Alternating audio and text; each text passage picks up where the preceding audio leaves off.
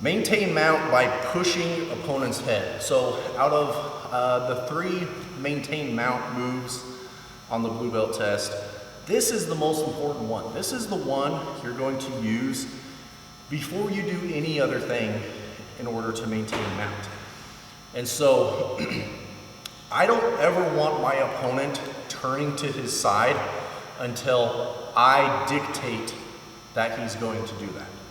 So if he turns to his side and I can trick him into passing this arm, for example, I can move into a nice S mount, take the back, all sorts of options from there. But if he's glued onto me with his hands or elbows and he starts turning, now this is trouble, okay? That's an escape. His hips are already getting free. He's a big guy. He's already got my legs up off the mat, okay? This is bad news.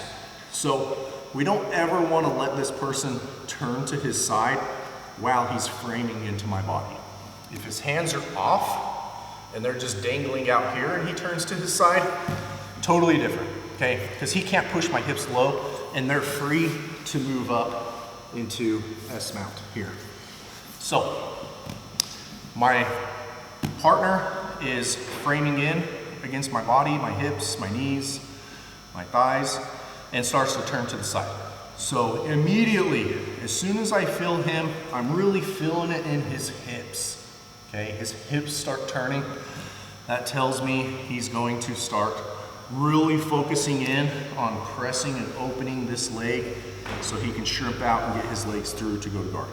So, as soon as he starts to turn, I'm catching his temple and pressing it to the side here. So we're going to use the top part of our forearm here and kind of our backhand to press his head away. And I want to be up on the temple, the top of the head, so that I have good leverage there. If I press down here on his ear or his neck, I'm not gonna get much out of this. So I wanna come as high as possible. And really what makes this move effective is taking his spine out of alignment. As soon as you take someone's spine out of alignment, they lose a ton of strength and power. And so it's not so much that I'm trying to curl his whole body, I just need to take his neck right here. So by coming up high on the head, when he starts to turn, okay, I'm just pressing that head so that his neck bends, okay? The legs are very important on this, okay? My heels have to be hidden. I'm frog-footed, meaning my feet aren't up.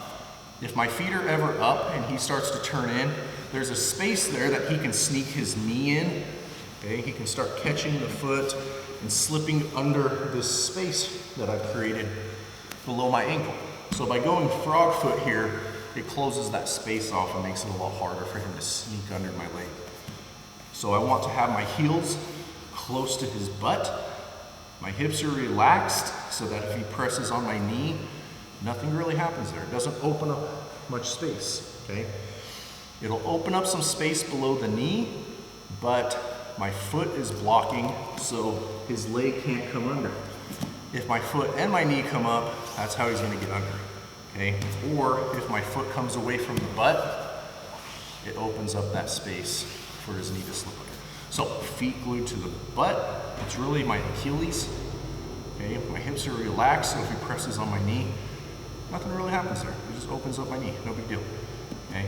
And so as he turns, I'm really gonna press my hips in, and I want to make sure that my hips don't twist. So if he starts to turn to the side and I'm really glued onto him, and my hips stay flat with his, my hips will twist with his, okay?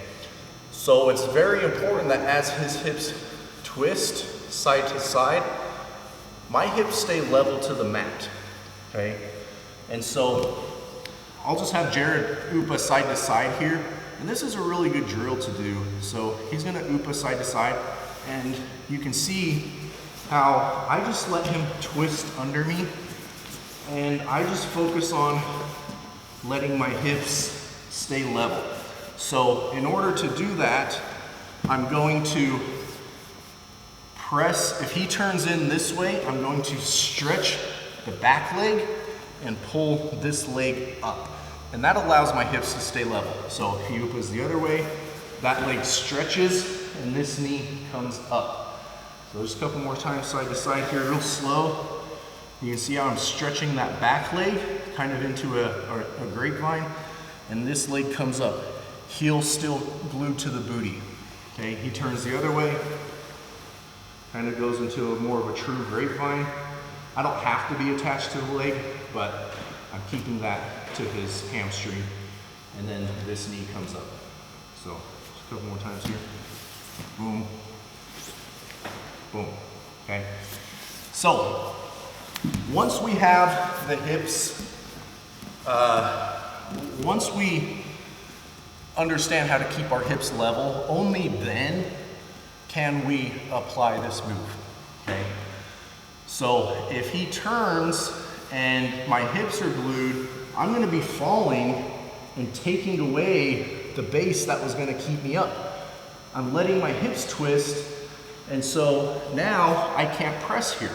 So it's very important that we get this movement down with the hips, because without it, we can't even apply this move very well, okay? So as he starts to turn, I'm turning, okay? Stretching this leg comes up, and now I can really press his head across, okay? Right up here on the top of his head. And what this will do is it takes all the power and reach out of this arm. So if his head is able to curl up here, he can press, boom, and get that leg in. So by taking the head away, I'll let him turn all the way to his side just to show this. Oh, that's bad. So if I allow him to stay here, he's going to press out of that. So I've got to take his head away. Okay, so whichever side that he presses on, okay, he turns, that knee's gonna come up, okay? The foot's close, and he can press all he wants here, okay? I'm just gonna let this come out. Now his arm is perfectly straight. As long as I take the head, he can no longer press anymore, okay? As long as I keep that foot here, he can't get the leg inside. The foot comes out, boom, I'm done, okay? So the key is really always keeping the booty and the heel connected, relaxed in the hips. He turns, I keep the hips level, and then, only then, I take the head away, okay? And a lot of times a smart guy will just jump right into the other side, so I've got to be ready for that. I turn, take the head away. He goes the other side, adjust the hips, take the head away. If I can take the head away, I take the arm away. And the goal of this move, by keeping my opponent flat, he can't focus on one side, okay? Again, by curling up really big and focusing on that one side, the more he curls his head into this, the farther his reach is. See that? He can press my leg clear down that far if I let him curl his head that deep. So I'm gonna let him. He's gonna curl to that side. He's gonna press, boom, okay? I can't let his head get over there. So control the head, control the depth of that push.